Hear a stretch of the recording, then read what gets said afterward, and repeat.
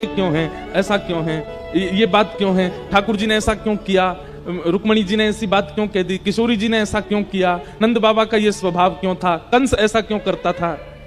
हमारे गुरुजी बोलते, भाई तुम इतनी जिज्ञासा करते हो। हम अपने गुरुजी को रात में 12 बजे फोन कर देते थे, कुछ याद आ जाता था। गुरुजी, भीष्म पितामह ने अपनी स्तुति में ये बात क्यों कही। गुरुजी कहे, भाई रात के 12 बजे हैं। मैंने कहा जब तक समाधान नहीं मिले नींद नहीं आएगी। एक दिन हमारे गुरुजी लेकर के बैठे, बोले तुम आज तक हमसे हजारों प्रश्न कर चुके हो, तुम्हारी जिज्ञासा ही पूरी नहीं होती। मैंने कहा कोई बुराई है क्या, मुझसे भी तो लोग पूछते हैं। तो हमारे गुरुजी ने एक बात कही कि तुम भागवत जी को ग्रंथ मानते हो, इसलिए तुम्हारी जिज्ञासाएं अधूरी रहती हैं। कृष्ण है, ये साक्षात कृष्ण है।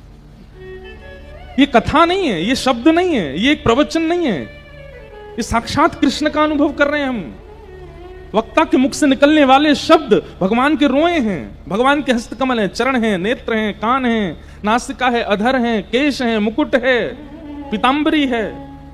इस भावना से कथा कहोगे कि मैं कृष्ण का ही वर्णन कर रहा हूं और मैं कृष्ण को ही पढ़ रहा हूं, अपने आप चिंतन करते ही तुम्हें अपनी शंका का समाधान होने लगेगा। और ये मैंने फिर अनुभव किया, कई प्रश्नों के अपने आप प्रत्युत्तर मिलने लगे जब से ये भावना रखी कि तेनेयम वांगमयी मूर्ति, ये प्रत्यक्ष कृष्ण है।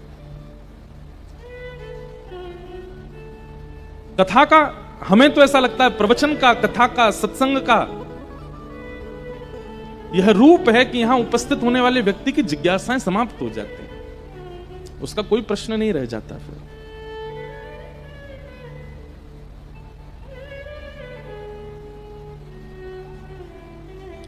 उत्सव, तो बाह्य व्यवस्थाओं को उत्सव नहीं कहते, आंतरिक भाव, मन के उत्साह को उत्सव कहते हैं। जहां आप अपनी निद्रा भूल जाते हो, जहां अपना खान पान भूल जाते हो, जहां अपनी नित्य की व्यवस्थाएं भूल जाते हो, बस मन सदा श्री कृष्ण के भाव में रमा रहे, वो उत्सव है।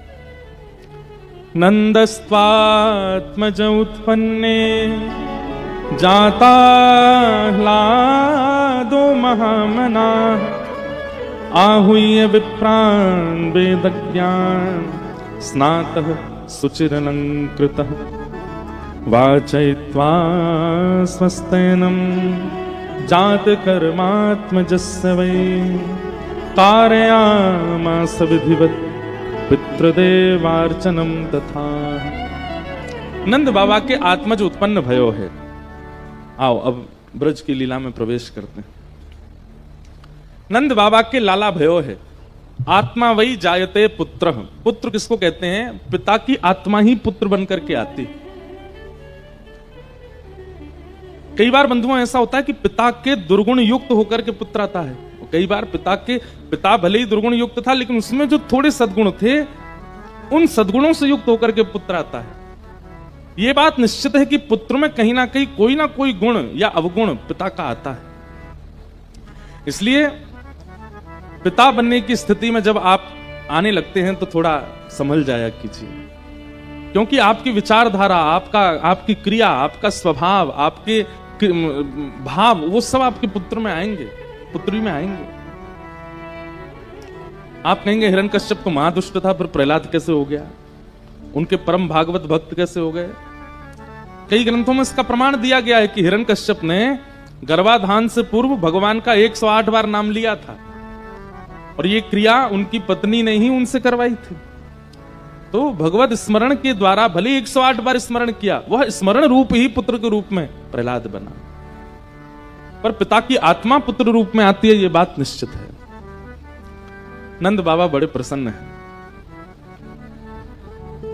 जैसी पतो चली कि लाला भयो है, सबसे पहले नंद बाबा यमुना जी पर गए। यमुना जी में स्नान कियो, यमुना जी में स्नान करने के बाद दूध से अभिषेक कियो, पुष्प अर्पित किए, श्री यमुना महारानी को प्रणाम कियो, हे यमुना मैया आपकी कृपा से ही लाला भयो है।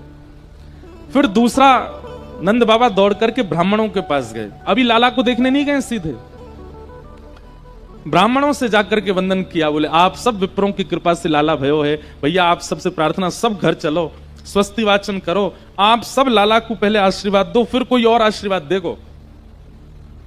सब ब्राह्मणों के पास गए। और फिर तीसरा, नंद बाबा गौशाला गए और गैयान को जाकर के नतमस्तक किया। सब गैयान के खुरन की रज इकट्ठी करी, यमुना जी, विप्र और गौ तीनों को प्रणाम करवे के बाद तब नंद बाबा गए नंद भवन। नंद भवन पहुंचे हैं, नंद रानी यशोदा मैया अपनी गोद में लाला को लेकर के बैठी हैं। बहुत सुंदर भाव है, सुनना। नंद बाबा के नेत्र सजल हो गए नेक्स्ट से लाला को देख करके। जैसे ही गोद में पधराए, 1 वर्ष तक ठाकुर जी का नामकरण नहीं हुआ था, तो पूरे ब्रजमंडल में सब लाला को नीलमणि बोलते थे। क्या बोलते थे? नीलमणि। नंद बाबा बोले, लाला यशोदा, ये तो बिल्कुल नीलमणि जैसा है। छोटे से कन्हैया हैं, अभी कच्छु घंटान के ही भय हैं बस।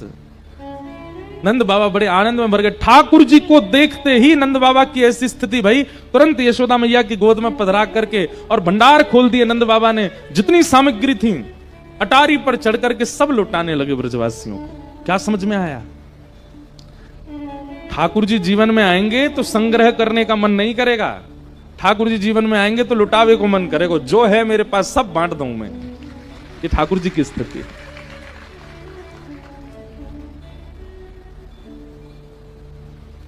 लेकिन हम लोगों की ऐसी स्थिति नहीं बनती। जगन्नाथ जी को देखने के बाद भी ऐसा भाव हमारे चित्त में नहीं आता।